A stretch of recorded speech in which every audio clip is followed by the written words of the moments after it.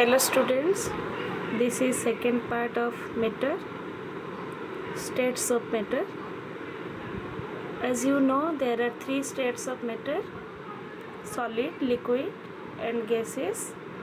Here is an activity for depends on solid, liquid and gas. You have to classify some substances are given. Cell phone is a solid, carbon dioxide is a gas, water is a liquid, rest substances you all are asked to do it. Let's turn over the pages. Come to intermolecular force of attraction and intermolecular space. All substances are made up of molecules. The molecule of a substance are held together by force of attraction between them. This force of attraction is known as intermolecular force of attraction.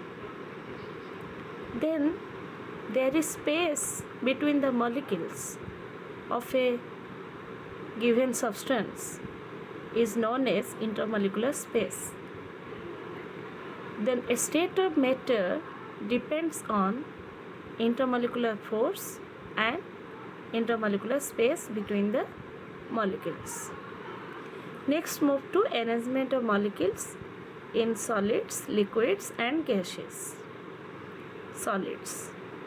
The intermolecular force is the stronger in solids, so the intermolecular space between the molecules in solids is practically absent, and the molecules are closely packed together.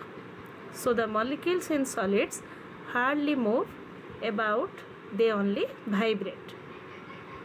Then come to liquids. The intermolecular force of attraction in liquids is not so strong as that in solids. So the intermolecular space in liquids is more than that in solids, and the molecules are less closely packed. The molecules in a liquid can move from one position to another within the liquid. That is why liquids have the property of being able to flow.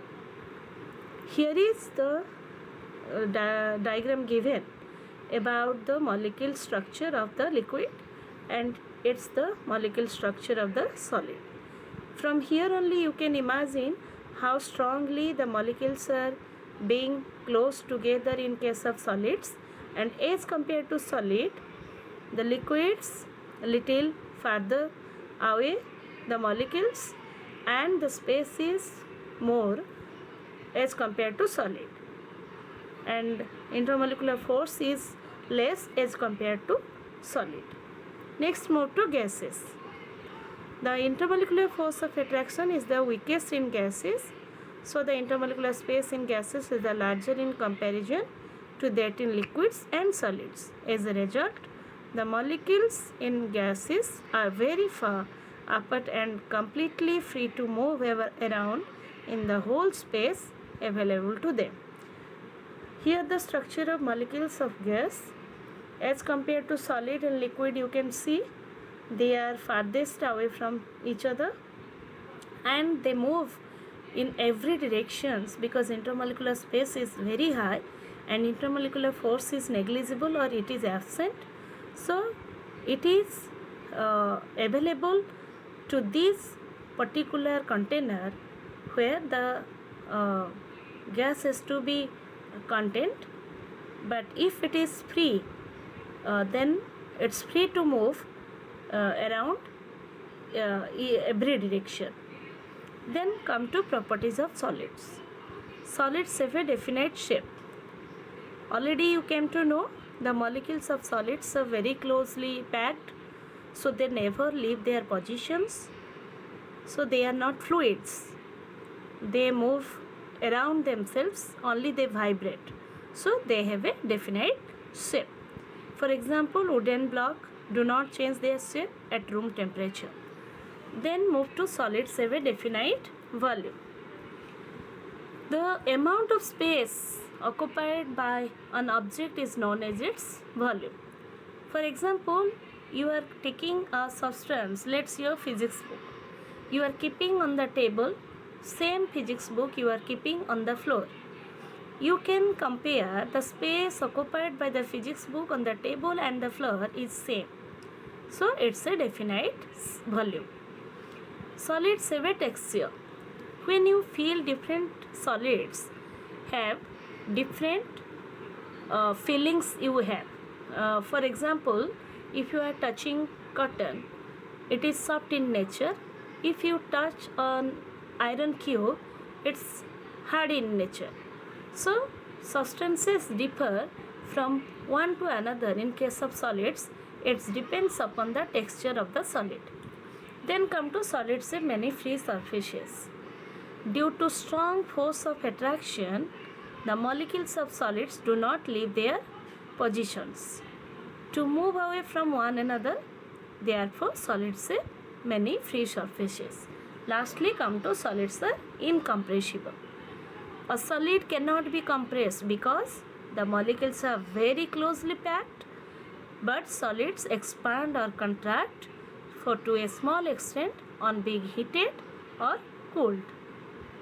Then come to properties of liquids. The first one is liquids do not have a definite shape but have a definite volume.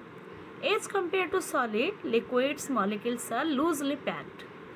So this allows some movement of molecules. They are free to move around and slide, slip and glide over one another.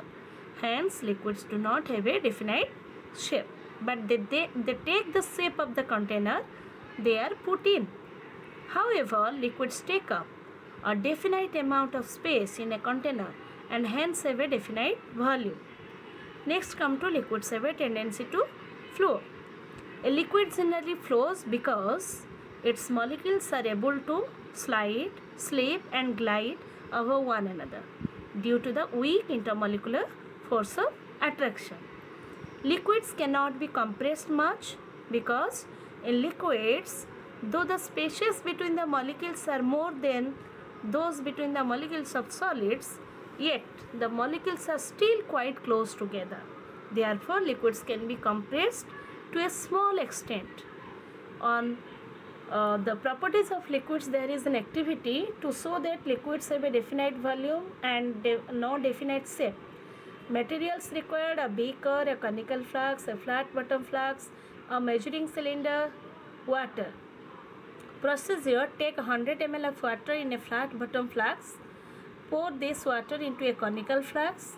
Pour the water from the conical flask into a beaker. Now pour the water into a measuring cylinder. Means different measuring vessels. Here flat bottom flask, conical flask, beaker, measuring cylinder.